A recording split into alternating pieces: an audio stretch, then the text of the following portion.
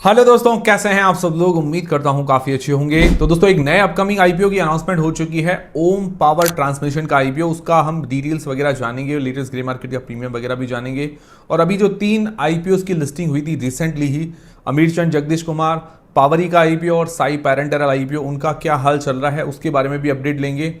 और मार्केट का हाल जानेंगे कि भाई ट्रंप मतलब यूएसए और ईरान के बीच में युद्ध विराम की कुछ बातें चल रही है, उसको लेकर क्या अपडेट है, क्या आगे मार्केट में तेजी आ सकती है, क्या युद्ध विराम होगा नहीं होगा, उसके बारे में भी अपडेट लेंगे। उसी के साथ अभी जो 100+ आईपीओस मतलब 125 से ज़्यादा लगभग आईपीओस है जिनको सेबी से मंजूरी मिल चुकी है, बट वो आईपीओस लेकर नहीं आ रहे, उसके पीछे का रीज़न क्या है, सारी चीज़ें जानेंगे इस वीडियो के अंदर। वीडियो शुरू करने से पहले टेलीग्राम, इंस्टाग्राम, व्हाट्सएप, फेसबुक सबकी लिंक डिस्क्रिप्शन के अंदर है, ज्वाइन करके रख लीजिए। तो सबसे पहले अगर मार्केट का हाल जाने तो मार्केट के अंदर आज अच्छी तेजी देखने को मिली। लगभग आप सेंसेक्स निफ्टी की बात करें तो 1% से ज़्यादा की तेजी थी।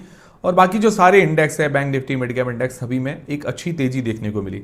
बहुत बढ़िया रहा, मतलब लोगों के पोर्टफोलियो आज थोड़े से खिले खिले नजर आए। अच्छी बात रही। आपका पोर्टफोलियो कितना ऊपर हुआ, कितने % तेजी थी, कमेंट करके मुझे जरूर बताइएगा। बाकी ग्लोबल मार्केट और बात करें गिफ्ट निफ्टी की, तो उसका मुझे लगता है थोड़ा, मतलब मैं वीडियो शूट कर रहा हूँ तब तक तो एग्जैक्टली सारी चीज़ें नहीं आ रही बात, क्योंकि इनके बीच में यूएसए और ईरान के बीच में युद्ध विराम की बातें चल रही है। तो लेट नाइट या कल की तारीख में और भी नई चीज़ें, नए आउटकम्स आएंगे जिससे मार्केट पर उसका असर पड़ेगा।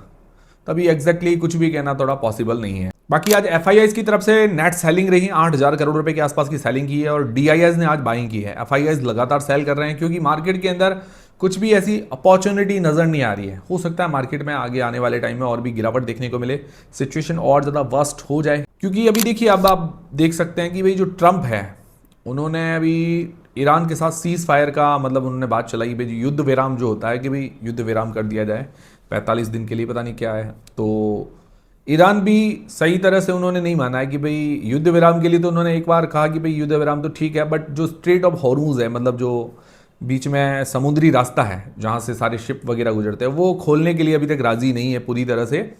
पर उनकी भी कुछ शर्तें हैं भाई, कुछ शर्तें ऐसा भी सुनने को आया है कि भाई जो उनके नुकसान हुआ है सारा, वो पूरी भरपाई अब यूएसए करे। उसके अलावा और भी कई सारी इन्होंने डिमांड्स रखी है। और ट्रंप भी क्या है कि बौखलाहट के अंदर कुछ गलत फैसले ले रहे हैं। तो हो सकता है ये जो सिचुएशन है, जो युद्ध विराम है, मुझे नहीं लगता कि युद्ध विराम वाली बात लंबी चलेगी, क्योंकि दोनों ही जो ओपोनेंट्स हैं वो थोड़े जिद्दी नज़र आ रहे हैं। तो हो सकता है युद्ध कुछ टाइम चले। ये जो असमंजस की स्थिति, वॉलेटिलिटी है, कुछ दिन हमें चलते हुए देखने को मिले। और आज जो तेज़ी है और इसका जो आउटकम है, अभी ये जो सीज फायर को लेकर जो बातें चल रही, हो सकता है लेट नाइट हमें देखने को मिले और या कल तक हमें कुछ आउटकम्स देखने को मिले। उससे पता चलेगा कि भाई इनके बीच में आगे क्या बात होती है। जब तक मैं वीडियो शूट कर रहा हूँ तब तक, यहाँ तक मैंने आपको खबर बता दी कि इनके बीच में सीज फायर की बात चल रही है और ईरान भी अपनी कुछ शर्तें रख रहा है, ट्रंप भी अपनी कुछ शर्तें रख रहे हैं और स्ट्रेट ऑफ हॉर्मूज अभी तक ईरान खोलने के लिए पूरी तरह से रेडी नहीं है। तो ये आउटकम्स आएंगे, उसके बाद पता चलेगा सारी चीजें। अभी तक वॉलेटिलिटी की स्थिति है। फिर दोस्तों, जो ओम पावर ट्रांसमिशन का जो नया आईपीओ है जिसकी अनाउंसमेंट हो गई है, तो ये 9 से लेकर 13 अप्रैल के बीच में ओपन रहेगा। मतलब देखा जाए तो फाइनेंशियल ईयर 2027 FY27 अगर देखा जाए तो उसका पहला आईपीओ है ये। अब ये पहला आईपीओ कैसा जाता है, खराब जाता है, अच्छा जाता है, देखते हैं। मार्केट की स्थिति भी कैसी रहती है, उस पर डिपेंड काफी सारी चीजें करेगी। तो 9 से लेकर 13 अप्रैल के बीच में ओपन रहेगा। 17 अप्रैल को इसकी लिस्टिंग है। फेस वैल्यू 10 रुपए पर आ रहा है। प्राइस बैंड को देखा जाए तो 166 रुपए से लेकर 175 रुपए के बीच में इसका प्राइस बैंड रखा गया है। 85 मतलब 85 शेयर्स का ये लॉट है और इसका इश्यू साइज है 150 करोड़ रुपए का, मतलब 150 करोड़ रुपीज का इश्यू साइज है। बहुत छोटा इश्यू साइज भी कह सकते हैं। फ्रेश इश्यू ज्यादा 132 करोड़ रुपए के और लगभग 17 साढ़े 17 करोड़ रुपये OFS है, जिसके अंदर प्रमोटर्स अपनी कुछ हिस्सेदारी सेल करेंगे। और फ्रेश इशू का उपयोग कुछ डेट पे करने के लिए, कुछ कंपनी की ग्रोथ में कैसा काम में आने वाला है। और इसका मार्केट का करीब 600 करोड़ रुपए के आसपास है। बहुत छोटी कंपनी है, स्मॉल कैप है, तो स्मॉल कैप में रिस्क ज़्यादा होता है, तो थोड़ा सोच समझ के हमें डिसीजन बनाना है। बाकी इसके रिव्यू का वीडियो मैं जल्द ही आपको प्रोवाइड करवा दूंगा। उसके अंदर काफ़ी सारी चीज़ें क्लियर हो जाएगी। इसके अंदर रिटेल पोर्शन 35% का है। और अभी ग्रे मार्केट के अंदर देखा जाए तो कुछ ज़्यादा हलचल तो नहीं है। अभी लेटेस्ट अभी जीएमपी देखे तो 1% के आसपास, 2 रुपये पर शेयर। वैसे जीएमपी अंदाज़ा होता है, गलत भी हो सकती है चीज़ें, तो इस पर पूरे भरोसे आपको नहीं रहना है। बाकी मैं रिव्यू का वीडियो जल्दी प्रोवाइड करवाऊंगा। तो ये कंपनी अगर शॉर्ट में बताऊं तो पावर ट्रांसमिशन जो होता है, मतलब जो ये आप तारे वगैरह बिजली की देखते होंगे, बड़े बड़े खंभे लगे हुए होते हैं, बड़े बड़े हाई टेंशन तारे भी लगे होते हैं, गाँवों के अंदर बड़े खंभे भी लगे होते हैं, आपको बड़े टावर लगे होते हैं जहाँ से हाई टेंशन वायर वगैरह भी जाती है। तो ये जो पावर ट्रांसमिशन होता है उसका कंस्ट्रक्शन, मतलब ये जो खंभे वगैरह इनका कंस्ट्रक्शन करना, इनके रिलेटेड कंस्ट्रक्शन का कंपनी काम करती है। ठीक है, शॉर्ट में बता रहा हूँ, बाकी डिटेल में हम रिव्यू वाले वीडियो के अंदर डिस्कस कर लेंगे। तो ये होगी ओम ट्रांसमिशन आईपीओ की बात। अब दोस्तों जो 3 आईपीओ अभी रिसेंटली लिस्ट हुए हैं, इसको लेकर काफी लोगों के सवाल आ रहे हैं कि भाई आगे क्या करना चाहिए। तो देखिए, पहली चीज तो मैं ये कहना चाहूंगा, आप रिव्यू वाला वीडियो देखिए, फिर भी लेटेस्ट में देखना है तो लिस्टिंग डे स्ट्रैटेजी वाला या फाइनल अपडेट वाला भी वीडियो देखिए, उसके अंदर काफी हद तक चीजें क्लियर हो जाएगी। तो पहली चीज तो ये है कि उसके अंदर मैंने डिस्कस भी मतलब किया होगा कि भाई जो हम पैरामीटर्स डिस्कस करते हैं वो लगभग अभी जितने भी आईपीओ थे उनमें थोड़े रिस्की ही नज़र आ रहे थे। ठीक है, तो पर्सनली मैंने तो इस आईपीओ में इन तीनों आईपीओ में अप्लाई नहीं किया, काफ़ी लोगों ने भी नहीं किया होगा। जिनको पता है भी अगर ऐसी वॉलेटाइल कंडीशन है मार्केट की तो थोड़ा सोचना चाहिए हमें, थोड़ा तो मतलब ये दिमाग लगाना चाहिए कि भाई अभी की कंडीशन में डिमांड नहीं है। ठीक है, तो अब आगे क्या करना चाहिए पर्सनली अगर देखा जाए तो शुरुआत से ही मैं आपको पैरामीटर्स वगैरह सारी चीज़ें डिस्कस करता हूँ, फाइनल अपडेट डिस्कस करता हूँ, इसीलिए करता हूँ ताकि आपकी हेल्प हो पाए। ताकि क्या है कि अगर आप कंडीशन देखो, रीसेंट कंडीशन देखो, तो उनको आप समझ पाओ। मैं आपको हमेशा कहता हूँ कि भाई आईपीओ में जल्दबाजी नहीं करनी चाहिए, मौके बहुत आएंगे। काफ़ी लोग क्या करते हैं कि भाई 1-2% जीएमपी देख लेते हैं या 5%, उनको थोड़ा लालच आ जाता है, उनको लगता है कि ये लास्ट ही मौका, लास्ट मौका नहीं है। आप कम आईपीओ में लगाओ बट अच्छे आईपीओ चुन के लगाओ। मैं तो देखिए सारे आईपीओ का रिव्यू करता हूँ, मेरा जनरली काम ही है ये, तो मैं रिव्यू भी करता हूँ, फाइनल अपडेट सब दूंगा और उसमें पॉजिटिव्स नेगेटिव्स भी बताता हूँ। तो ठीक है, पॉजिटिव भी आप सुनो, उसके साथ साथ आप नेगेटिव्स भी सुना करो, और जो मार्केट की कंडीशन है, रिसेंट कंडीशन क्या चल रही है, तो वो भी हमें देखना चाहिए, उस बेसिस पर हमें डिसीजन बनाना चाहिए। खैर फिर भी आपने अप्लाई किया है तो आप थोड़ा रिव्यू वाला फाइनल अपडेट वाला वीडियो देखिए, उसके अंदर बहुत सारी चीज़ें क्लियर हो जाएगी। अभी की तारीख में जो साई पैरेंटल और पावरी का आईपीओ है, ये अपने जो इश्यू प्राइस है, जो जिस प्राइस बैंड पर मिला था आईपीओ, उससे थोड़ा सा ऊपर चल रहे हैं, ज़्यादा नहीं, 1-2%, इससे ज़्यादा इनकी मतलब तेजी नहीं है। ठीक है, पर हाँ प्रॉफिट के अंदर ये दोनों। और अमीरचंद जगदीश कुमार, वो ओवरऑल 20% से ज़्यादा गिरावट हो चुकी है इसके अंदर। ठीक है, 20% से ज़्यादा की गिरावट है अमीरचंद जगदीश, जो एरोप्लेन बासमती राइस है।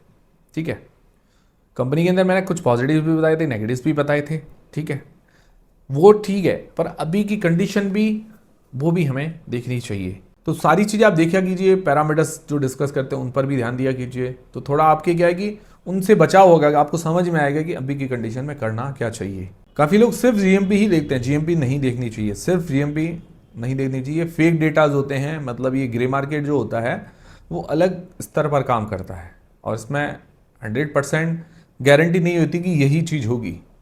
ठीक है ना, और कभी कभार ऐसा होता है स्टॉक मार्केट के अंदर भी वेट एंड वॉच करना पड़ता है। कभी कभार अपन स्टॉक कोई लॉन्ग टर्म के लिए लेते हैं, उसके फाइनेंशियल्स, फंडामेंटल सारी चीज़ें अच्छी होती है, बट फिर भी उसके अंदर गिरावट होती है। ठीक है ना, तो कभी कभार वेट एंड वॉच भी करना पड़ता है। अभी जैसे CMPDI आईपीओ आया था, भारत कोल आईपीओ आया था, वो भी थोड़े डाउन चल रहे हैं, उनके फाइनेंशियल्स फंडामेंटल्स अच्छे हैं, अब क्या करें, वेट एंड वॉच करना पड़ता है कभी कभार अच्छे शेयर्स के अंदर। जैसे पहले IRFC आईपीओ आया था, आपको काफ़ी टाइम पहले, तो वो 26 रुपये में आया था, वो 2-3 साल तक लगभग 20 से लेकर 25 के बीच में लटकता रहा, बट एकदम से जब मार्केट में बूम आया और इसके फंडामेंटल्स अच्छे थे, तब 200 तक भी जाके आया, 200 से ऊपर भी जाके आया, लोगों को 10-10 गुना, मतलब 10 टाइम्स प्रॉफिट बना के दिया। तो ये चीज़ें होती है कि कभी कभार वेट एंड वॉच भी करना पड़ता है, देखना पड़ता है। ऐसा ज़रूरी नहीं है कि उसके फाइनेंशियल फंडामेंटल्स अच्छे हैं तो हमेशा वो रिटर्न ही देगा, हमेशा चढ़ेगा ही। मार्केट की कंडीशन भी हमें नोट करनी पड़ती है। तो ये अगर आप सोच के चलोगे तो आप कमा पाओगे। आप बाकी आप सोच रहे हो कि हम जल्दी में अमीर बन जाएंगे, तो ये पॉसिबल नहीं है।